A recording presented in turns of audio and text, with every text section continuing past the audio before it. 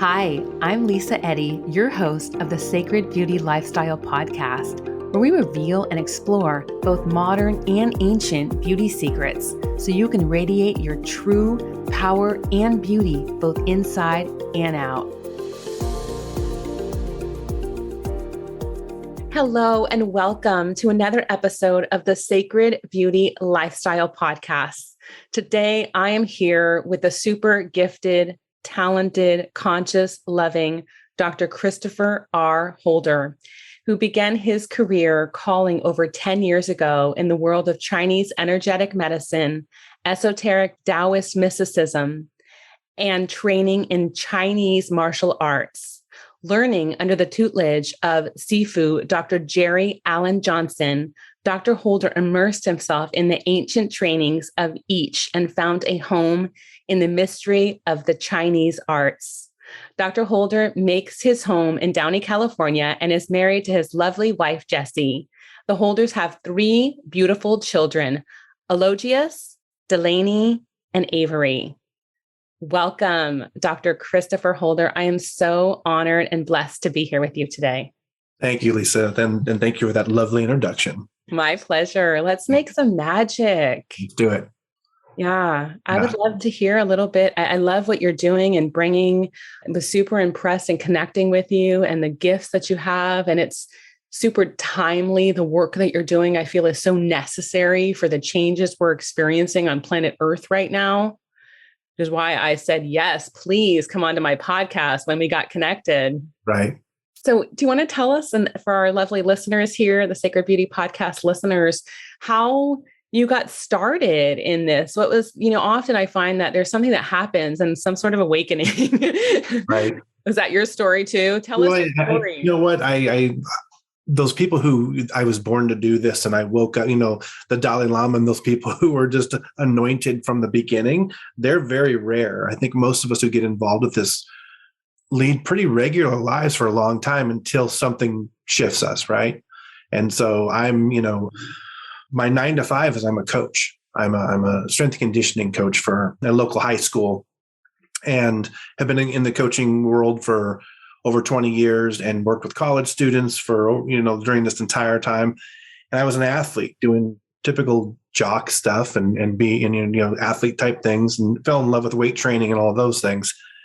And ended up getting involved with a couple of yogis when I was living in San Jose. I'd been working at San Jose State for a lot of years. My wife and I had just gotten married. Elogius had just been born, and I'd been working for these yogis for about a year, and they had hired me because I'm in my professional circle. I'm known as like the kettlebell guy. And I don't know how much kettlebell training you have and your listeners, but it's the greatest fitness tool on earth. And I have built a reputation within the coaching circles as being the kettlebell guy. And so these 2 individuals reached out to me because, as with most obsessive yoga people, they got to a point where their flexibility and their range of motion was actually working against them now. They had gotten to a point where they needed the strength and they needed they had so much available range of motion that they were getting injured. And so they brought me on and we got them strong. And so we were training together for about a year, and we became very close, as most personal training clients and personal trainers do. And over that time, both of them are really high powered. One's a pretty famous doctor in the San Jose area, and the other was the CEO of a company. And they're very well connected, and they had found out that there was this guy in Monterey, California, who was coming out of retirement to teach a Qigong course. And at that time, Lisa, I'd only personally experienced Qigong one time. And to be honest with you, it fell pretty flat.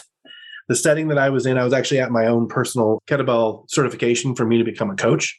And they were killing us that week. And it was 3 days long. And it was just just take your head and just shove it in the ground and rub it in for 3 straight days. And I was dying. And on the 3rd morning, one of the people who was running the certification decided to do a Qigong recharge instead of kettlebell stuff. And I was like, thank God, I'll do anything. I just don't want to touch another kettlebell for a little while. And so we did an hour-long Qigong thing, and I stood there in all these weird postures, and it was just like, wah, wah, wah. And it was extremely forgettable, but a part of it was because I was just in pain and I was tired, and it didn't matter what they presented me. It wasn't going to land. So when the two yoga people came to me and said this, I was like, why do I need this? Right. And he was pretty adamant in the moment that it would complete my toolkit, because I have a really interesting, eclectic, weird background of really focused, intense study in certain things. But I don't know why it's connected to weight training and why you're doing this, because it has nothing to do with weight training, when all of it holistically has to do with weight training, right? And interacting with people and training athletes. And we could talk for hours and hours about all these things.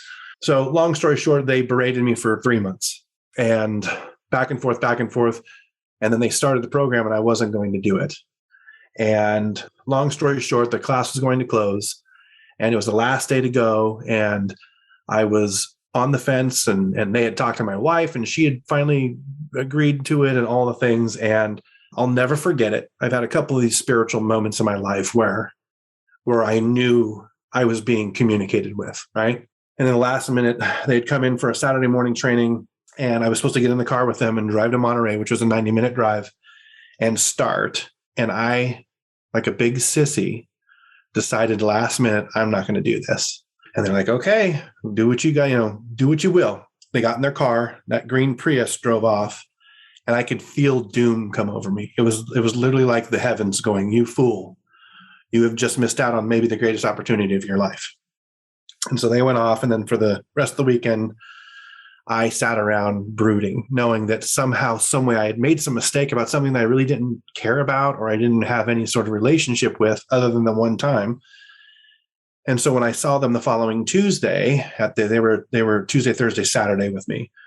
I had asked Dr. Cook, I was like, hey, do you think the guy would make an exception? Like I've been thinking about it all weekend, and now I think I've changed my mind again. He's like, well, it's closed and I can make a call, but we'll see. And anyways, long story short, he gets on call. He basically proctors for me, vouches for my character and integrity and all the things, and talks Dr. Johnson, Sifu Johnson, and allowed me to be a late ad. And so I showed up that Thursday, and, I'm a big jock, right? So I'm this big former offensive lineman, weightlifter guy, and I show up to this building and I drive myself. And in the parking lot are like 2 or 3 hippie guys doing hacky sack. And I'm like, why am I here, right? In every ounce of my being, I'm like, this is just not for me.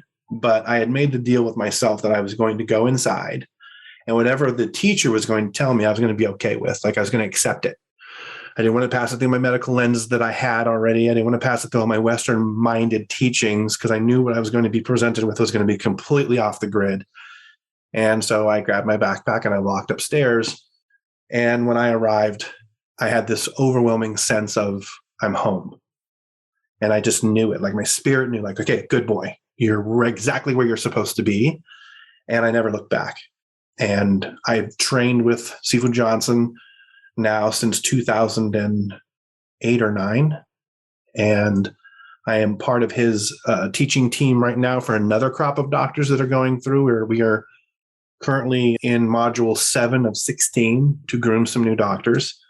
And it's the most amazing thing, short of Jesse, Logie, Avery, and Laney, that I've ever had in my life, right? And then all the spiritual pieces that come with it, and we can get into whatever track you want to go in. But I'm one of the lucky ones who, when my calling happened, I heard it. And I was like present for it, and I understood. And even if I went kicking and screaming, I surrendered to it. And here we are. Oh, what a great story. Thanks. I like how it was such a different world for you. And you have this, like, I want to say testosterone, like masculine kind of like, oh, you know what I mean? Like when you're talking about football and weight training and all of this, that you're like, what the? And what your listeners don't know is I have a beard that's basically hanging to my chest, and bald head and all the things. Yeah. Now you look the part. Yeah. I was still kind of look the part a little bit, but I have this other piece of me that's the most profound part of me. Yeah. It was interesting. A lot of things you said I was really relating to and resonating with. And I got chills when you talked about that, the gloom and doom that came over you. You mentioned yogis overdoing it. And that is something that I have totally seen. I used to run wellness center, a naturopath or a natural doctor's wellness center in San Francisco. Okay. And that was something we always saw. and they don't realize that they're doing that. And you're right, that balance. Can you explain to us a couple of things? I have two questions. If you could define kettlebells and qigong. Okay. So kettlebells is actually a training tool. Okay. So if you go into any of your, especially anymore, back when I started, I was on the early end of the adoption of the idea. Okay. I've been a traditional weightlifting guy. So barbells and dumbbells and all the things you consider when you think of normal weightlifting or what you'll find in a typical gym. And anymore, you can go into most gyms and you'll see the kettlebells. Kettlebells are like the cannonballs with the handles on them, right? And the great thing about kettlebell training versus traditional weight training is that it requires a specific kind of style of training, right? So kettlebell swings, snatches, and there's a lot of, unlike traditional weightlifting where everything's balanced within your center. So if you and I are going to go to the gym and we're going to squat, the bar sits on our back and it's in our center of gravity, and then we're just up and down with it, right? All the exercises in traditional weight training fall into that kind of milieu, right? And the cool thing about kettlebells is the complete opposite. It forces the actual physics of the exercises to come out of your center of gravity. And now you're dealing with that, right? So with an athlete who has all these forces coming on them through competition, whether it could be through contact and, changes of direction with momentum and all those things where they're managing forces from the outside, kettlebells tend to give them the first real experience with that versus traditional weight training. So there's most strength coaches, myself being one of them, I've spent my entire career like, is this going to translate for that athlete in their sport? Like I can get them strong as an ox, but the minute they take it to the field or the minute they take it to the court or this pool or whatever it might be, is my work going to show up in their performance? And what we've found without question is the kettlebells show up all the time, right? So I hope that packages things a little bit nicely. If you want to, and typically, especially since I'm talking to a lovely lady, most of the women that I've worked with love kettlebell training because particularly when you program it correctly, it doesn't put on a lot of unnecessary bulk, but it hardens the body up. It tightens things up. It's great for the metabolism. It's tremendous for cardiovascular fitness and weight loss stuff, but you don't get this unnecessary like hulking muscle that most people associate with weight training, right? So my ladies love it because their bodies harden the way they want it and they get really, really strong without becoming a linebacker, right? There's my kettlebell plug for the day. That's a great explanation. And thank you for breaking that down because I do have a lot of female listeners and, I'm going to be 50 next month and I'm looking for something new. And so you've kind of intrigued me here because you're talking about metabolism, right? I just recorded an episode about metabolism yesterday and how that changes, not, 40s, 50s in particular, right? And the things that we can do. So I love knowing that is one of the things that we can do to not only get firm without bulk, but to also assist your metabolism. Sure. And then if you get the right person, training you, and I have, I'll give you some recommendations in terms of like, look for these initials behind the name. But there's an intensity piece that you bring to kettlebell training that's really, really important to ramp that metabolism up, right? To get what we in the business and the scientific world, we call it EPOC. So excess post-oxygen consumption at the end of your exercise. Most people, when they're training, how many calories did I burn when I was doing X? And when I'm looking at someone, I'm like, great, you burn those many calories, but I care about what's happening afterwards. Like, can I get you to have like an extended burn for hours and hours and hours afterwards? So brushing your teeth and driving to this market and, preparing dinner and getting the kids ready and whatever it is we're doing, can I do something in my training that's going to make it so that I can burn at a much higher clip during the very casual times of my day when I'm, on a normal scale, it's like a nothing burn, right? And so kettlebells really bring that up because it gets a fire burning inside of you. That's tough to replicate unless you're going to like CrossFit hardcore or you're going to do something so high intensity that it's just like boom, right? So I'm a kettlebell guy. I'll always be a kettlebell guy. My kids are kettlebellers. My wife's a kettlebeller. Like we believe in it completely. Now I'm singing, I'm a pepper, you're a pepper. Because I'm like, I want to be a kettlebeller. And trust me, and I have some wonderful people to point you towards. I have one of my favorite trainers in all the world, a woman by the name of Gianna Davis, who might be somebody you might want to reach out to talk to because she is incredible she only works with women. Okay. And what she has found, because she has a kettlebell gym up in Merced, California, She only takes female clients. And in the beginning, it was because she wanted to just work with women.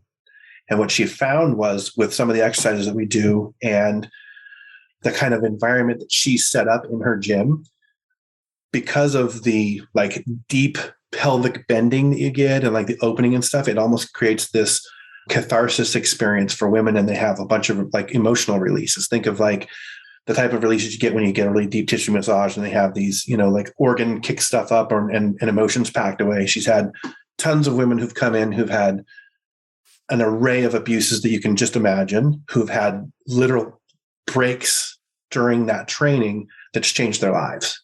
Her story is the coolest, Lisa. And like I said, I will connect the two of you because it's amazing what she does. Oh, I'm sold now. That's even more important because we store issues in our tissues. Yes, absolutely we do.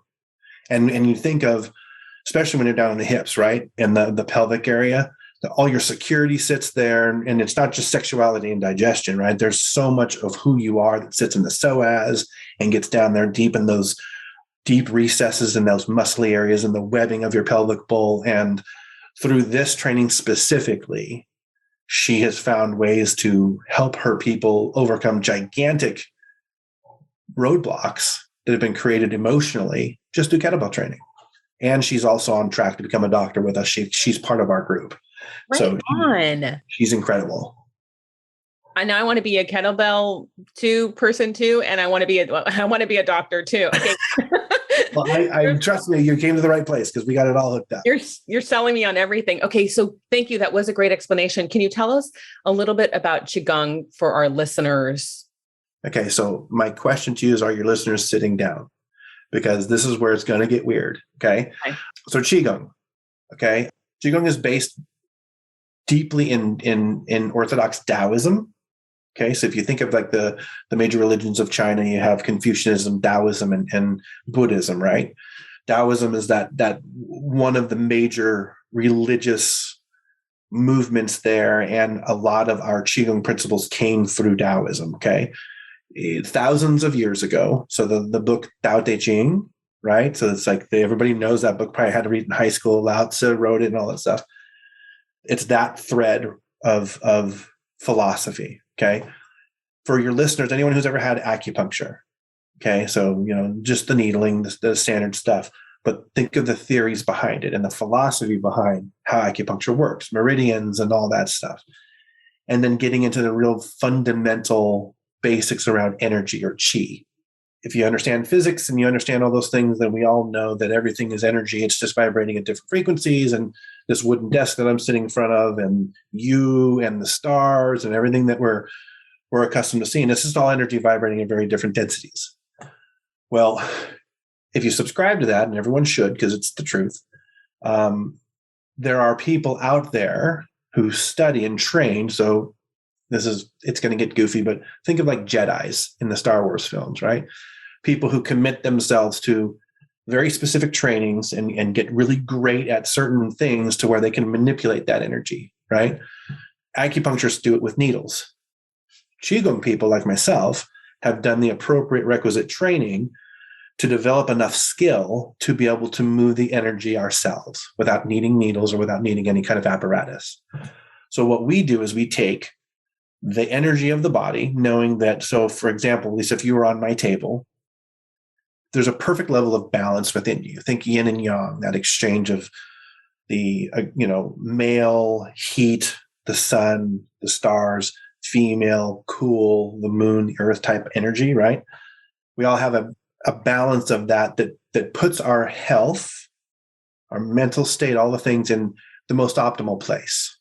And when that balance is right, okay, and most of us consider, like, think of the moment the sperm hit the egg and you get that first cellular division. Like, that's perfection, right? All the goodness starts happening and life's being created, right? Well, once you take your first breath, that perfect environment that the baby was just in and all that just lovely, warm mama stuff going on, they come out and they take that first breath and now they're out here in the world. And that's where that first scream comes from, because it's like, I just went from heaven into hell, right? And so you spend the rest of your life trying to get back to that perfect heavenly place. And what we Qigong people do, through obviously the tons of study that we do and the understanding of the organ systems and the way chi works and all that stuff, we can reset the body into that nirvana place where balance has been restored. And then everything that makes us human, your immunity, your sexuality, your digestion, you just list it, everything upgrades, right? So I have people, right now I'm dealing with a lot of different types of patients, but there's pockets of similarities. I've got several cancer patients. I've got patients with PTSD. I've got patients with all kinds of different things. And when we get back to the root of it, it's all about resetting back to balance so the body can heal itself. So they call us healers, but what I am is I'm like a reset specialist. And then you go away and you heal. Yeah. Your body does what it's meant to do. And we clear the road so that the immunity can flourish and that the mental aspects can flourish, and anything that you need that the body can do on its own, we just tune the body to do that. Right. So we could sit here all day and talk stories of this person came in with this, and the Western doctor said they were going to die and they had 2 weeks. And through several conversations and Qigong work, all of a sudden they make this radical turn and all of a sudden they're well again. And it's like, it's a miracle. And it's like, well, define miracle to me then, right? Tell me what a miracle is. Because to me, it's just reset that system, bring balance back into the organism, and then let the organism heal itself, right? So Qigong is rooted in those types of philosophies and allowing one of my dearest friends in the business, and he's a Qigong master too. He's like, you do the healing. My job is to help set the stage so that you can do the healing. That's all I do. And God heals and doctors treat. That's one of our taglines. And when we talk to our patients, that's one of the things that Sifu Johnson's passed through to us. And it just resonates so much. I'm not healing anyone. I'm treating the patient, and then it's between them and God to get right. I love that. I like how we put the responsibility, not just responsibility, but it is a portion of responsibility, right? Because the patient has to be in alignment with their healing to be really well. It's an agreement that they make with their self and their higher self, right? Would you agree? And totally. And again, this is another avenue we could go down. I'm dealing with a person right now who's stage 4, who, when I have my conversations with this individual, they're so angry at everybody in their life and at themselves. So this person doesn't stand a chance right now because they're more committed to their anger than letting go and getting well, right? Now we're making headway because we're showing them through, hey, this has never happened before, but now it is. And this, those types of landmark things that they can actually measure. They're like, wow, this is really different. How are you doing this type talk? Especially with the cancer. So I'm an oncology specialist. So when I was going to school, my last years were pure cancer. We were just studying cancer. Sifu Johnson is probably, in my mind, he's a legend. He's the most important Western-born Qigong master in the history of humankind. And he was the one who innovated a bunch of cancer treatments. And so he passed those things on to us. And what you find is with particularly chronic illness. So Qigong's really, really strong with chronic. Okay. If you have a broken bone, if you have, pancreatitis, if you have something sudden, a bacterial infection, go to your Western doctor. That's what they do. Okay. The problem is the people with chronic illness. So something that it's come into the fold and it's been there for a while and it just continues to proliferate, and the Western doctors can't get ahead of it. That's when you come see us. That's when you go to the acupuncturist. That's when you go find the Qigong master. That's when you go to the priest, right? I know that sounds weird and everybody thinks priest is Catholic priest and going to confession. I'm not talking about that type of stuff, even though there's a place for that in their healing also. What I'm saying is chronic illness, it's an energetic state thing, and it's more often than not, it's a mental piece that they're creating themselves. They actually created enough proper soil in their body through stagnation and energetic fooey that mindset creates. And now that soil is fertile so that the flower can grow. And the flower it's a tumor of some kind. It's all those things. And where Western medicine really trips up on itself is their solution is, okay, let's go cut the flower out. Let's go just take some scissors and cut the stem, but the root system's still in place. And so we'll have a lot of cancer patients come to us and they'll go get all the chemotherapy and they'll do the surgeries and the radiation and all those things. And again, there's a place for all those things also. But that root system's still there. And 9 months later, we're back at it again, right? It's shown back up again. And so what we do is we go, okay, that's great. There's a flower there. Fantastic. I don't care about that. There's a stem. Okay, good. Take me to the root system. Let's talk about how this started. And then let's go in and resolve that and pull the energy away from that. And then what you see is a cancer just kind of folds in on itself because its fuel source no longer exists. And whatever emotional state that's been in their tissues, now we've relieved that and released that from the body. And now that cancer has had its source stripped from them, and it has no choice other than to let the immune system attack it, and then their body heals it. Yeah. Right. So it's still amazing to me how this works, but it works. And the spiritual side of it is so big, I can't even begin to tell you. And there's so many other elements that we fold into it, because we're talking about the totality of a person. And in many cases, we're talking about the totality of a sick person. Well, how did we get here? And that's what we do, is we figure out how we got there, go treat the original problem. And then we'll work in tandem with teams of Western doctors, and you'll see people with these like death sentences. You're going to die. You got 2 weeks. I can't tell you how many times I've heard those 2 to 4 weeks. Okay, great. Show me some blood work and let's talk about what we're doing. And then let's go have a real conversation. Let's go have a super hard conversation about whether you want to stay.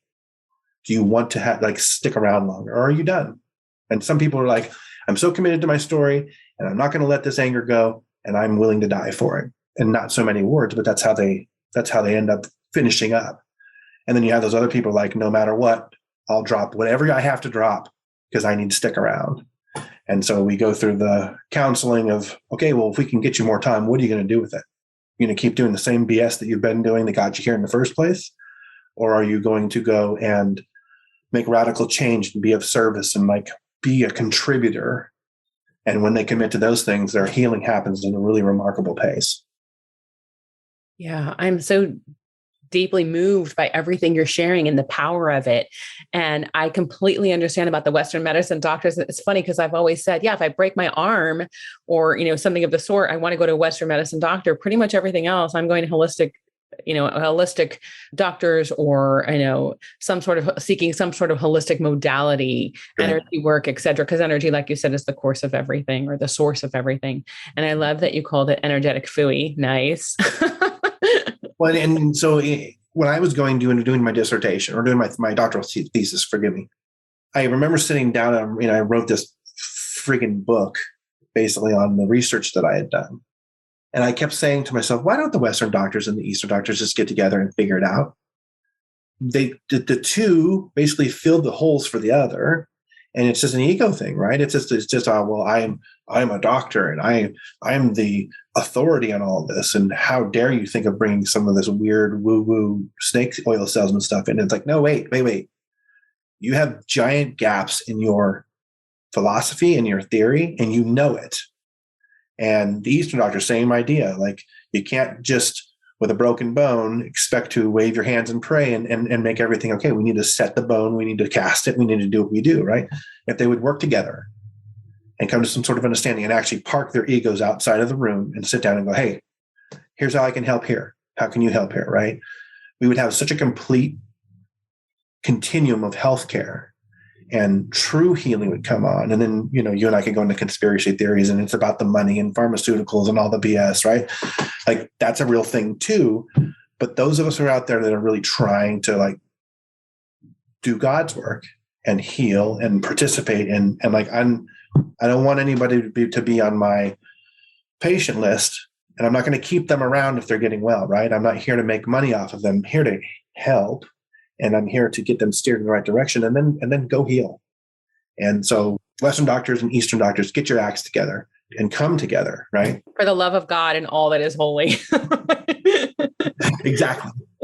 Amen to that. And why do you think that cancer is so prevalent, or disease period, perhaps, but cancer in particular, and you work with cancer and it is prevalent? I feel like so many people, almost everyone has lost one or two people to cancer, I would say, that I know, Yeah. Why is, there's 7 or 8 roads we could go down.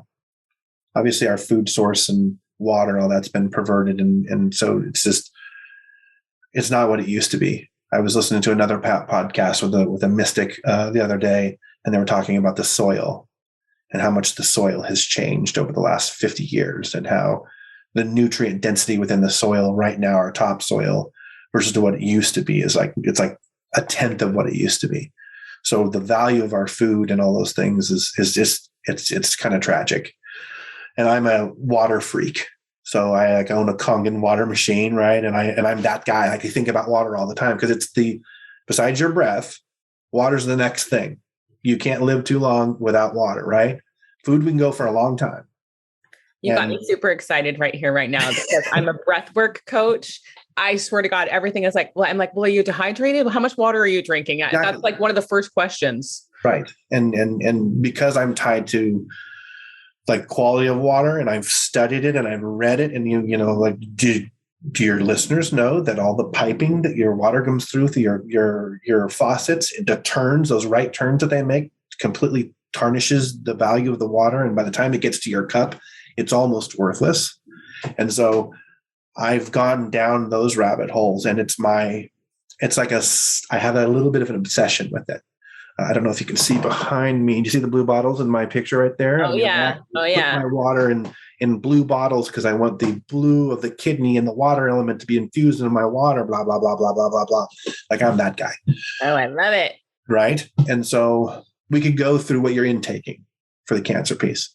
But more importantly, I don't think we as a society, particularly here in the United States, I don't think we're particularly good at dealing with the emotional side of our lives. And we have so much crap information coming in through social media and through the news. We can thank God for CNN, Fox News, MSNBC for almost ruining all of our lives over the last 6 or 7 years.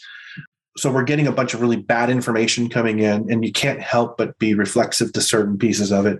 And what I end up knowing when I'm dealing with my patients is we are ill-equipped to deal with tragedy. We are ill-equipped to deal with heartbreak.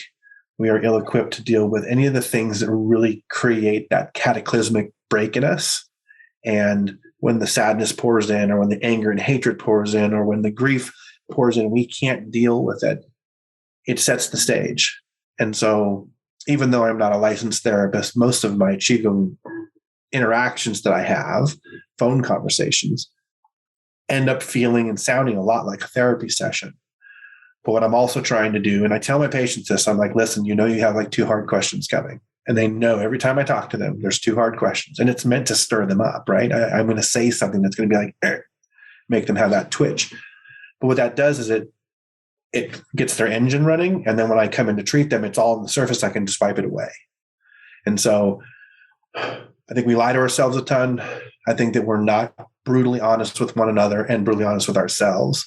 And over time, this is what's going to be down the road for a lot of people if they don't get their act together. And so if you don't have a spiritual practice, if you don't have a breath practice, if you're not intaking the proper nutrients and clean water, like you've got a really scary road in front of you could be potentially taking. So it's a big answer. It's a big question. It is a big question. And I understand all of what you're sharing. And this is why I have the Sacred Beauty Lifestyle podcast, because there are so many pieces, it entails to live a healthy, beautiful, sacred, conscious life. Yes. And I did an episode recently, episode number 19 with Meisha, Ever Feel Like Your Energy is Whack? And she talks about invisible diseases like fibromyalgia and such, and how it's all just energy management, right? 100%. So fibromyalgia and those things, and you get into autoimmune, right? So Lyme's, I have several Lyme's patients right now, and sure, it's a tick-borne thing or whatever, however they feel that it was introduced. When you get into autoimmune stuff, it's an energy thing, and it's relatively easy to correct, but it takes a lot of work on our part and a lot of convincing on the receiver's part. Like I said, I have a couple of Lyme's patients, and we're having tons of success right now, but they've also been in hell, right? So they've had such a terrible time with it that they're willing to be open to listen. Whereas go ahead. That's the thing about things like Lyme disease and fibromyalgia, is that these people go through the ringer and are in so much pain. And I think the pain really triggers the emotions too, Sure. because being in constant pain all the time. Yes. That sometimes can crack them open, to like, okay, I'm open. Right? Well, I think everybody knows that they don't want to spend the rest of their life on painkillers or I'm by default, I have an addiction to opioids because that's the only thing that gets me out of pain. And now I'm stuck in this loop of I'm going to be on prescription medication for the rest of my life for however long that's going to be. And I'm going to be miserable the whole time. And so I know with many of the people that I've worked with, especially the ones that have had the scary diagnosis, they're like, okay, I don't care what it takes. Whatever it's going to take, I'm good. Whatever you tell me, I'm good with it. And they have really quick recoveries because they're willing.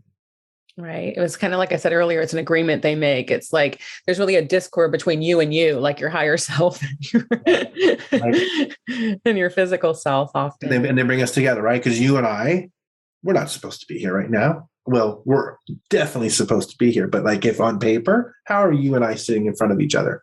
But the serendipitous ways of us connecting and how we finally found each other, like there's spiritual things, there's contracts that have been made a long time ago, and this is all just playing out exactly how it was supposed to go. I love that you brought up spiritual contracts. I absolutely believe that we make these agreements before we come into this world. Yep. 100%. Do you want to speak any more to that? I'm like, where should we go? I feel like you and I could seriously we could have a weekend retreat together. That's how we should think about it. This is the deepest waters, right? When people think of spirituality, many people reflexively go to religion, and for whatever reason, and they have their reasons. I'm not saying that their reasons are not justifiable or worthy or any of those things, but they're mad at the church or they're mad at the people who are up front. And so they blame God, right? And in many respects, and I think you know this, but I teach a Christian mysticism course, right? So I'm teaching a group of mystics right now through the lens of Christ. And people hear Christian and they're actually doing this, right? I'm crossing my fingers, like putting the sign of the cross up because they don't want to get near it. And the sad part about it is either they've been fed a bunch of bad information or they've had some sort of injustice to them through the church by some people who are just living outside of their code.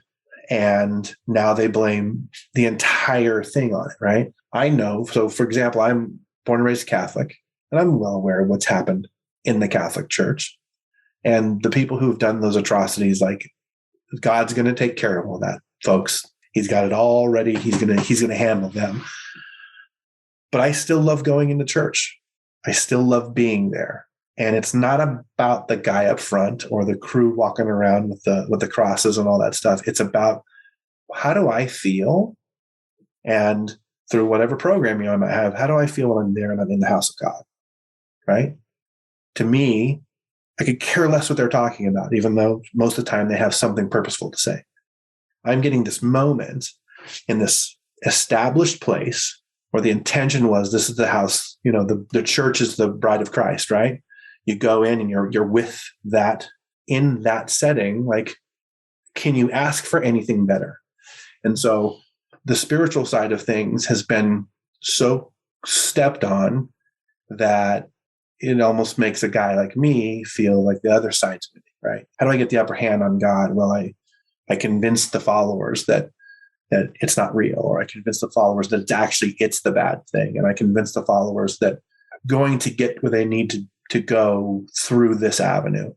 And so what we are working on in my course with this, and it's a brand new course, and it's been really amazing. My Seafood Johnson, so I'm one of his senior disciples, and he's getting to a place where he's finishing teaching. Like he's hit that stage in his life where it's time to enjoy his wife and enjoy being just a man of God and just like some quiet time, because he's deserved it, because he's lived the life of like 100 people in one lifetime. And I've been really fortunate that I've been in a way past the responsibility of teaching the Christian arm of our temple. So there's Buddhism, Christianity, and Taoism through his temple. And so I've been passed the torch for the Christian piece. And I'm taking these people through this, and you hear the word Christian, so they think I'm preaching the Bible to them. We might not one time, Lisa, in over 3.5 years, ever open the Bible. This is about inner alchemy. It's about going inside and getting them to learn how to offload all of their trash so that they and God can be in absolute communion at all times. That's it. It's that simple. If you think of all the noise in the world, we all have it, right? We all have something going on at our job, with our family. Something's happening that's distracting us. If I told you I have a laundry list of things that we can do, we're going to do them sequentially, and I'm going to be able to remove all that for you as long as you do your work, and you can basically just walk and be in communion at all times. Like, to me, like, what could be better, right? And so we, through the temple and through the teachings of Seafood Johnson and all the things and that we teach, you get yourself to that place where you can get there like that, no matter what's going on around you, and it's beautiful. And so I know I don't even remember your question, but I know. It's okay. I think I was kind of asking you to explain the spiritual piece. And I think you really have broken it down beautifully. And I can understand how you can get lost because there's so much depth there. It really is. I also completely understand why some have become jaded with religion or, Catholic. I also grew up Catholic and went to Catholic school as a young girl. And I was so turned off by it. It took me so long to even talk about, like, use the word God. Yeah, right. That I would use, energy, universe, whatever, Sure. Until I really did some work and made peace and completely understand, Right. the connection. And I love that here you are working with athletes, because I think of any great artist or any athlete who is completely on his game, ha, ha, ha, pun intended, right? Right. That source running through, this is, they're tuned in, tapped in, turned on Completely. with creation running through them, right? I would, I've actually been a part of Clubhouse, the meeting app thing. For a lot of time, was a part of a group that talked about flow. So, being in the flow. And I've done a lot of research on flow, because when you do Qigong on a regular basis, what you find is you can access flow a lot easier, right? So there's been a ton of research and really old research on flow state and how to induce it. And I can't say his name because it's like 17 letters long. It's one of these Eastern Bloc last names, but the guy who'd been doing some of the like really forefront research, there was a list of like 10 doors to get you into flow, right? If you can access that door and you can open it, you can actually get into that state of flow. And through the Qigong stuff and the spirituality stuff of those, we were able to manipulate like 4 or 5 of those doors, which then I can open half those doors, and all you got to do is just grab the knob and go. The spirituality piece when it comes to athletes is so understated, and it's so swept under the rug. And the people who really get it are the ones that just ball. Like, can you tell us any famous athletes that you can watch and just go, oh yeah, I'm just curious. Again, people associate spirituality with religion. When you think of an athlete who's so locked in, I talked about you, and we're going to strip these students down, and these mystics that I'm working with, we're going to strip them down so they can be in communion, right? So there's silence around them. And when you talk to athletes who are like over the top good at what they do, their preparation and their mindset and their everything, it doesn't matter if people are in the stands and yelling horrible things to them and the opponent's talking a bunch of mess across the line from them or whatever it is. They're so locked into what they're doing that they're in a state of grace. To me, it's just coming from who they are, right?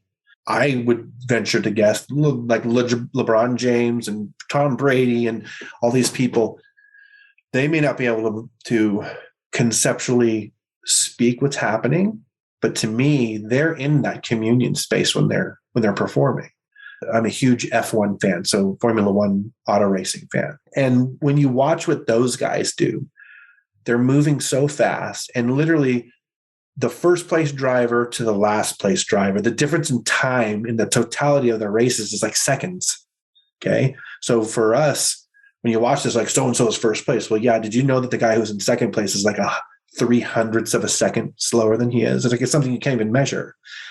That level of such a thin line to walk through. And when you watch what they're doing and you see how precise they are, there's that grace that's moving through them that's allowing them to have almost like extra sensibility or extra sensory type things going on. So I could say people like Tim Tebow. Of course, Tim Tebow is very known for his Christianity and his devout faith to Christ and all those things. And Tim Tebow is, whether you watched him or not, he was a moderate success at best. College, he was a legend.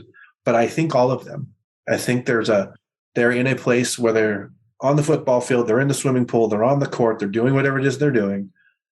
When they get out there, they're actually in their church.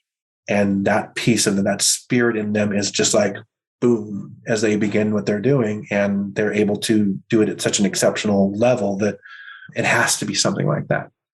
That just lit me up when you said that. Cause like, I always talk about like church is here now, like this is church for you and I right now and for our listeners, right? Right. It's a picnic in the park. Like it doesn't have to be, though I also appreciate what you were talking about the intention of being in a temple or a sacred center that was intentionally created to honor the divine, Sure. right? That there is something just like the Reiki symbols, these ancient symbols or these ancient prayers that can get you in faster. Like you were saying, you learn how to manage your energy and drop in faster. Yeah. Is that something you would say? Absolutely. Like the incense that I burn, right? I burn a very specific kind of incense. And incense now. The minute I smell that, it's like, I'm there, right? I have a playlist on my phone through Spotify when I do my Qigong work. There's songs that I can just turn on right now and not to get up and move and immediately feel the energy in my body start. And it's because we've created this church-like atmosphere. It's very specific. It's a really deep experience with NLP, neuro-linguistic programming, and it's a big anchor, right? So NLP talks about anchoring. You create these sacred spaces through a bunch of different avenues to get you into a specific state. Right. Like the flow state, like you were kind of talking about, I think this is what you're talking about with the athletes, like they're able to stay in grace and stay totally connected and activate their extrasensory abilities, like you were saying, to get the messages and to see things they wouldn't normally be able to see coming at them, right? And I bet you $1 million, if you talk to Tom Brady, he'd be like, yeah, I can smell the paint on the grass that they use, and that smell locks me in. Or LeBron James, when they're playing it with its cryptocurrency stadium now, it used to be Staples Center, there's probably something going on there, whether it's the sound or the tone of the lights or that he just, it locks him in. You know what I mean? There's so many things that people don't account for when you're talking about athletes. That's why it's funny. So when I was in high school, I played football. That's all I did, right? I was a football guy. My very first high school football game, my mom gave me lunch money. Okay. And I had $1 left over from my lunch, and I folded up and I put it in my sock. And then we went on and I played my football game, and I hadn't changed my socks. For 13 years, I put $1 in my sock every game because I found $1 in my sock the first time. Is it superstition? Maybe, but that $1 in my sock, even when I was a grown man playing college football at the highest levels, that helped me. Something switched in me when I put the $1 in my left sock on the inside. Like I can feel it right now, right? Is it goofy nervous system stuff? Maybe. Or is it just my way of accessing divinity so that I can be the best version of myself? I like to think it's the second. I do as well. It's like Wonder Twin powers activate. Right? Exactly. 100%. Oh, this is so cool. You have so much information to share, brother. I look back on my experiences, and I look back at the people who have been dropped in my path to help me. And I can, and it's in all areas that I've spent a lot of my, put a lot of effort into. But I look back at the people who I consider to be my mentors, and they are the people. If you're going to go look for kettlebell stuff, you go learn from Pavel Tsatsouline. Pavel Tsatsouline was at my wedding. Like, he was my guy. He's my mentor when it came to kettlebell stuff. I'm like, he was dropped into my lap. And with the Qigong stuff, even though I went kicking and screaming, I have the greatest teacher on earth as my teacher. I have had an extraordinary experiences and extraordinary friends. My two closest friends are a guy by the name of Diego San Miguel. He's maybe one of the most incredible mystics you'll ever meet. And Sifu Harinder Singh, who's one of the most decorated martial artists alive today. How do I get access to these guys, right? How are they my closest friends? Yet here they are. And they're the most powerful guys I've ever been around in their respective areas. And I've just been really, really lucky that I haven't screwed up enough to like shoo these important people out of my life. So I've been very blessed. I know I have a huge responsibility to pass this forward through my students and through the people that I work with as far as my patients go, because I've been handed some extraordinary gifts. And it would be absolutely a travesty if I didn't pay it forward. Yeah, to he who has given great gifts, comes great responsibility. Right. And I'm well aware that I have a big job to do. I love that. There's so many questions still going through my head. I'm like, wait, which way do I want to go with this right now? Because and we could always do a part 2, my dear. So don't you worry. I'm always going to be around to talk to you. Yeah, I think it would actually be fun to be a part 2. So to do a part 2, if we were going to sum this up right now, I would say that energetics and spirituality are the missing links. 100%. And you used the best word of the entire day. And you talked about lifestyle. And you said lifestyle. I was like, boom, she's nailed it. And it's in the name of your show. It's what's your lifestyle? Do you drink clean water? And do you pray? And do you have a practice and a breathing practice? And do you, or is it just about a nice car or a job or a pretty girl or whatever it might be? Like, what's the lifestyle? So you nailed it before we even started. Thank you. Before we wrap it up, I wonder, because I feel like Christianity, God, religion, a lot of this has been tainted and people have been turned off to, this connection, which is really a connection to self. If there is some of our listeners that are like, I'm not buying into this, or, that just doesn't suit me, or I don't believe that these people are whatever they're saying or thinking right now. Sure. I wonder if what would be a message that you would perhaps share with somebody who's doubting, but yeah. Well, I think if there's a lot of weird ways I could go with this, some kind of crude ways to go. I pray for, and my heart breaks for the people who've had legitimate injustices to them as a person or someone they love, right? You hear these stories of priests taking advantage of children and all that stuff, and it's just inexcusable. And, as much as I am a God guy, you almost like, is it even forgivable? But it's not my job necessarily to forgive them. When I walk away and I look at spirituality, it has to come within you. It can't be delivered to you from someone else. If you have people in your space that are bad-mouthing religion and you're listening to it, that's your fault. Sifu always says when we're talking to our patients, because we'll get in a situation where our conversations will get painful and everyone's reaction to it is to blame and to lash back, right? So I'm now attacking you. We always say, well, when's the first time you remember feeling this way and who is it about? It's not about what I'm saying. It's about something in your past was the original impetus for this. Don't worry about me right now. Let's talk about that. And let's clean that up and let's fix that, right? So I challenge your listeners and I challenge the people that I'm around that you need to go inside yourself. The answers are there, right? And that's tongue in cheek and it's very spirituality, like pamphlet spirituality, but it's true. When you go inside and you talk to yourself, you know what moves you. And it might be nature. Like I've got good friends. I love to run. It's like spirituality for me. I'm like, running? Are you crazy? Right. That's coming from a 300-pound guy, right? Of course, running hurts. Every step hurts. But that's their way of getting to God. We all have that. I think I'll leave your listeners with this. In my NLP training, we do something called meta outcomes, right? So we take a person and we're working a process. And for those of you who don't know what NLP is, think of Tony Robbins. So he's like the NLP master. He's watching him work, and his that movie that they did on Netflix, I'm Not Your Guru.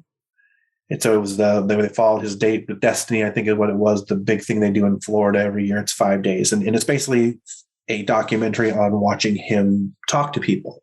And the cool thing about it is all of us NLP people, we know the processes he's using. So he starts talking, I'm like, ooh, I know this one, right?